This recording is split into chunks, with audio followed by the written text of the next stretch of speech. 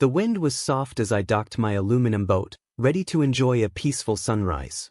Rod in hand, boots planted firm, I was home. Silverpine Lake always felt like a prayer whispered by my late granddaddy's ghost. That's when she showed up. White curls pinned stiff, HOA badge shining on her vest like she'd earned it in combat. She squinted at me like I'd vandalized her mailbox. "You can't park that here," she snapped, voice sharp like cold coffee. I calmly turned to face her. "I'm fishing." She huffed like I'd said something dangerous. "This dock is HOA property, reserved for residents and fishing club members. You're not allowed to be here. Before we continue, please drop a like and comment below with your country and what time it is right now where you're watching. Whether it's sunrise in Australia, midnight in New York, afternoon in Canada, or evening in France, I want to know. Don't just sit back, tell me where in the world you are. Now, let's dive into the story." I tilted my head, scanning her face. "You know my name?" She blinked. "No, but it's clear you don't belong." She gestured at my boat like it was leaking oil. "Move it or I'm calling security. We have rules." She didn't expect me to stand taller.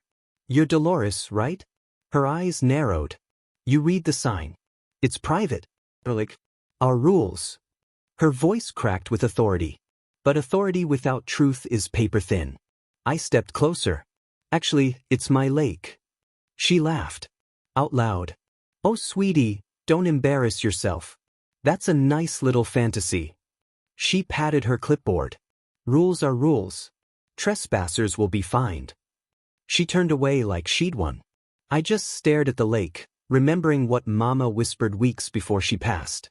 "Don't let them erase us, Jania. That lake is ours. Your granddaddy made sure of it. Keep it." As Dolores walked off, I whispered to myself, "She has no idea what's coming." I reached into my tackle box and pulled out a folded copy of the deed, signed, sealed, and verified. She thought I was small. She was dead wrong. I cast my line again, steady hands, steady heart. That morning wasn't about fishing anymore. It was about reclaiming what was stolen in plain sight. And Dolores? She had just started a war with the lake's true owner. Next chapter. We go back to the beginning. The inheritance, the research, the silence, then the storm. The lawyer's office smelled like old leather and secrets. Mama's funeral was 3 days past when I sat across from Mr. Langford. He cleared his throat. "Miss Jania Belrose, your mother left you full ownership of Silverpine Lake, deed, water rights, and land." My breath caught. "I own the lake?" He nodded slowly, sliding papers forward. I ran my fingers over the seal, heart pounding like I'd touched my family's bones. Granddaddy Silas had built his life around that lake. Now it was mine to protect. I drove straight to Silverpine. It looked different than I remembered. Gates blocked roads. Plastic HOA signs warned about non-residents. A bulletin board read Lakeshore Estates Fishing Club, members only. My family name wasn't listed anywhere. I asked a teenage guard if Jania Belrose was on the registry. He said, "Doesn't sound familiar," and waved me away. I sat in the car, clutching the deed, wondering how they'd stolen something right out from under us, without ever buying it. Back home, I researched for days. Lakeshore Estates had been built around the lake, but they'd never bought it. They'd just used it, assumed it, built docks and picnic tables, charged membership fees to fish on our water. I pulled every tax record, every plat map. Mama had paid property taxes for 30 years. The HOA had never once contributed.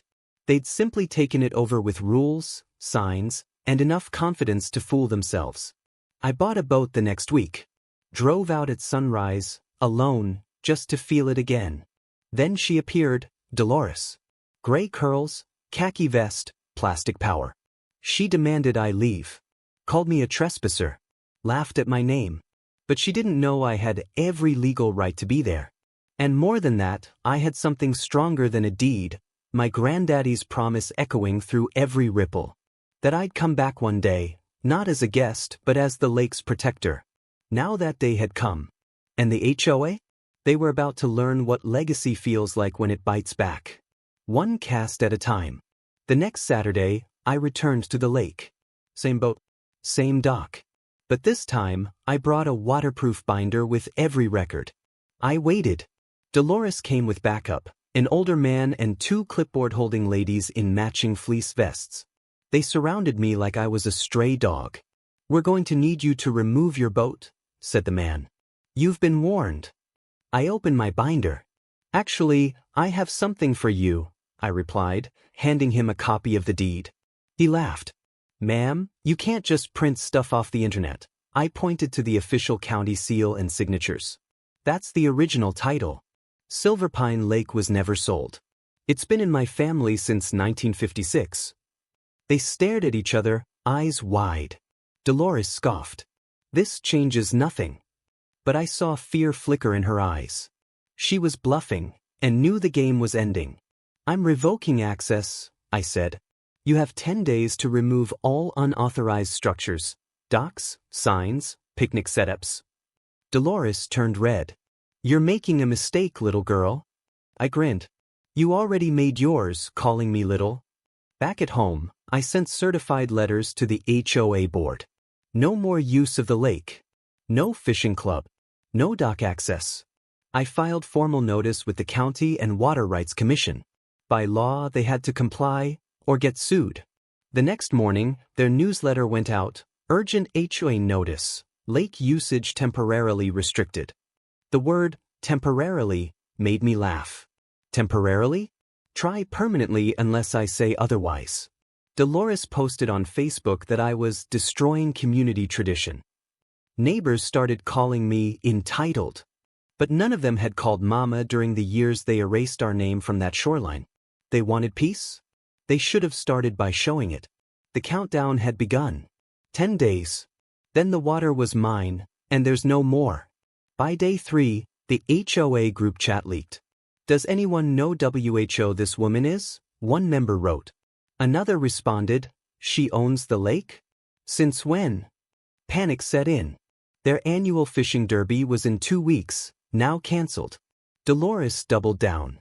She printed flyers claiming I was a disgruntled outsider trying to sabotage community heritage. I took one, laughed, and pinned it on my fridge with a magnet shaped like a trout. "Ernie has flavor."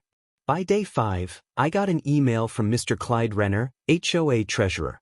"Ms. Belrose, we'd like to negotiate terms for continued access to Silverpine." I didn't reply. Let them sweat. They never asked permission to use it before. Why start now? On day 6, I showed up again. Sat on my boat. Fished in silence. People stared from their porches, whispering. One man yelled, "You're ruining everything." I calmly waved. He didn't wave back. That evening, I held a press meeting. Just me, a tripod, and a camera. I posted a video titled, "Reclaiming My Family's Land, The Truth About Silverpine Lake." It went viral. People across the state shared it. Comments poured in, "Protect your legacy." Etcha got caught slipping. Dolores's house got egged that night. I didn't condone it, but I wasn't surprised. She'd played the role of the victim long enough. Now, the community saw she wasn't the hero of this lake story. She was the thief who got caught red-handed. By day 8, the fishing club disbanded. Their fancy sign was taken down. The dock was cordoned off. A few neighbors sent me pies and apology notes. Most just glared. But I wasn't here to make friends. I was here to finish something started decades ago. For Mama. For Granddaddy Silas. For every black family who got erased from land records and told they didn't belong. The water shimmered that night. Like it knew it had been heard. And it wasn't done talking yet. Day 9, I got a knock on my door. A sheriff. Polite, embarrassed. "Ms. Belrose, we received a complaint about unlawful restriction of public water." I sighed, handed him the folder. "Here's the deed. Here's county confirmation. And a court stamp." He skimmed. Nodded. "Looks airtight." I smiled. Like a well-wrapped catfish. He laughed and left. But I knew where that complaint came from. Dolores. Desperate. Cornered. About to throw her final punch. That afternoon, I got served papers. Dolores and the HOA filed a civil injunction claiming emotional damage and community displacement. I laughed so hard I cried. The woman who called me a trespasser now felt emotionally displaced. I called my lawyer, Simone Dubois. Brilliant. Unafraid. Let them try, she said. We'll file a countersuit for trespassing, unlicensed use of private land, and retroactive rent, 20 years worth. By evening, news stations called. Local media picked up the story. Black woman reclaims lake from HOA after generations of use without permission. Dolores panicked. Her name was trending for the wrong reasons. She held a press conference. Cried on camera. Claimed I'd bullied her. The same woman who barked at me in public, laughed at my name, and waved her HOA badge like a weapon now played the victim. I responded with receipts. Footage. Documents. Audio clips. The truth crushed her spin like a folding chair. The county ruled in my favor. The lawsuit was dropped. The HOA was fined. I received a written apology. But the best moment came quietly. As I walked past the clubhouse, Dolores was clearing out her office. Her badge lay on the desk. Her eyes didn't meet mine. She mumbled, "I didn't know." I stopped. "You didn't care." The lake was finally quiet. No more fishing clubs. No more unauthorized signs.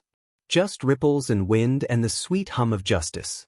I returned with my rod, same dock, same boat. But now, everything felt different. I cast my line, and memory reeled me in.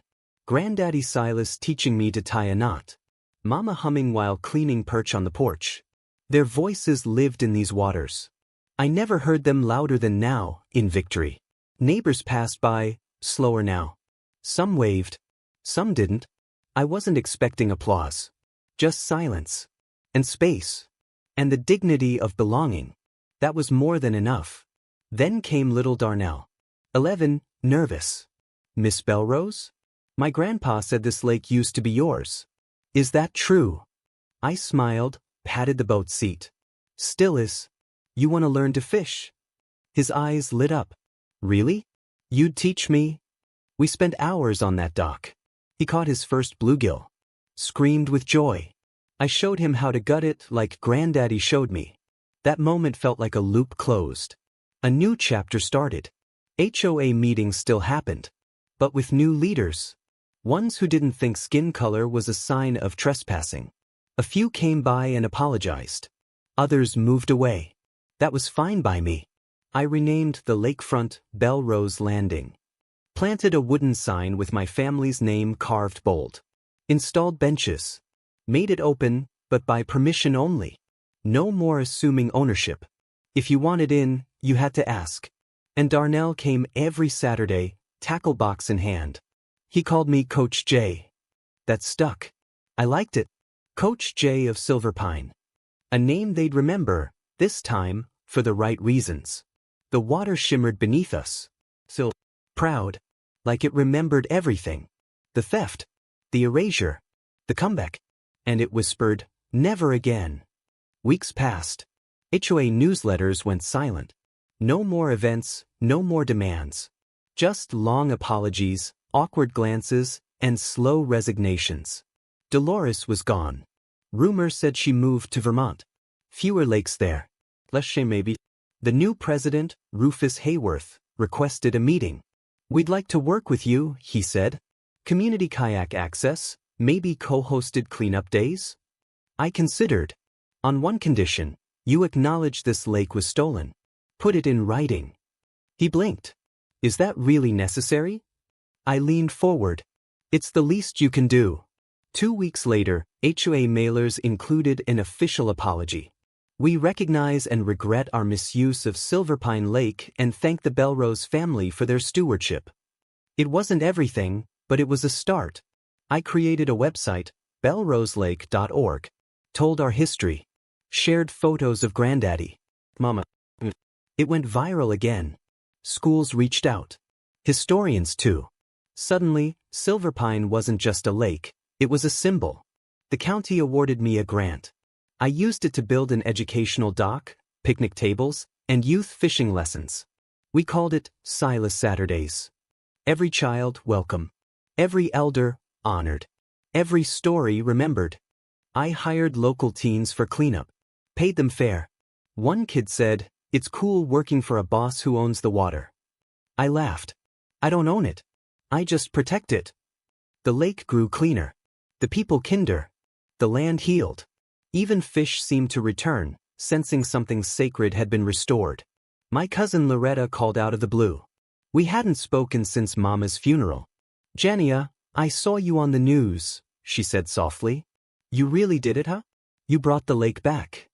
My throat tightened. It was never gone. Just buried. She came to visit the next week. Brought sweet tea and photo albums. We sat by the dock flipping through pages of brown-tinted memories.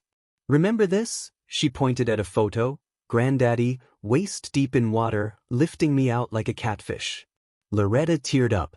"Mama used to say Granddaddy whispered to that lake like it was alive." I nodded. He wasn't whispering. He was warning it. Telling it to wait for me. She chuckled, then frowned. "I'm sorry we didn't believe you. About the deed. About Mama's will. We thought you were being dramatic." I shrugged. "That's what the world tells black women. That we're too loud. Too bold. Too much. But look at you now," she said, eyes shining. "You turned history around." I smiled. History just needed a push. That night, Loretta posted a video online, honoring the Belrose family legacy. It reached tens of thousands. Even old classmates messaged me, apologizing for not seeing the full picture back then. One wrote, "You always loved that lake. I thought it was just a phase." I replied, "Some phases hold the weight of generations." Uncle Fenley showed up next. First time in years. Brought a plaque. In honor of Silas Belrose, protector of waters. We mounted it on the dock, right under the new bench with Mama's name carved in cedar. My family returned, one by one, not for fishing or free access, but to reconnect with something older than the HOA, older than the town. The truth. And with every shared story, every remembered detail, the lake grew louder. It sang of roots. It sang of return. 3 months later, I received a certified letter. Dolores, with a new lawyer, claimed unjust hardship and sought mediation. She wanted access again. "For nostalgia," she wrote. "I raised my kids here." I read it twice. Then laughed. Dolores wasn't sorry. She was strategic. Her HOA pension likely dried up. Reputation in shambles. She hoped time softened me. It hadn't. I forwarded the letter to Simone. "Standard response?" she asked. "No," I replied. "This time, I'll write it myself." My reply was short. "You don't get to miss something you tried to erase." Simone posted it online. It went viral again. News outlets picked up the story. HOA Karen tries to reclaim lake she never owned. Comments exploded. Jania is the definition of strength. She protected legacy with grace and fire. Dolores never responded again. That same week, the county invited me to speak at a land equity forum. I told my story, showed the deed, shared how assumptions stole what documents protected. The audience stood in ovation. I ended with, "Legacy doesn't ask for permission. It demands protection." Darnell came with me, wore a tie, shook hands like a future senator. I beamed. Legacy wasn't just memory. It was movement, breathing, growing. I passed the dock that evening. The water shimmered with something almost holy. The lake knew. And the lake remembered. It was exactly 1 year later when I stood alone at sunrise, same boat, same dock. The air was cool, the sky streaked orange, and Silverpine Lake shimmered like polished glass. I whispered, "We did it, Granddaddy. It's safe now." A small crowd gathered near the new bench, families, elders, students, all come to witness the unveiling of a permanent sign. Belrose Waters, established 1956, reclaimed 2024. I held Mama's scarf in my hand as the cloth was pulled down. Applause broke out, but I just looked at the water. Tears welled up, not from pain, but peace. Real peace. The kind that takes generations to earn and a single woman's courage to defend. A reporter approached. "Miss Belrose, how does it feel to own a lake?" I smiled. Ownership isn't about control. It's about care. About honoring what others tried to bury. I didn't just own the lake, I protected its story. That afternoon, children ran along the shore. Darnell helped 2 toddlers with their lines. Elderly folks picnicked near the trees. For the first time in decades, the land felt joyful. Not borrowed. Not tolerated. Just whole. Loretta whispered to me, "You rewrote history." I shook my head. I just made them read it right. We watched as a new plaque was installed. "This lake belongs to the people, but it lives in the heart of Jania Belrose." Dolores never showed again. Her silence was louder than any apology. And honestly, I didn't need her words. The lake had said enough. As the sun set, I took one last cast into the still water. The line danced. A bite. I reeled slowly, smiling. Some victories come loud. Others, like this one, ripple forever. And in that moment, standing tall, rod in hand, wind on my face, I knew who I was. I was the owner of the water. The keeper of the name. The protector of Silverpine. And nobody would ever dare ask me to move my boat again.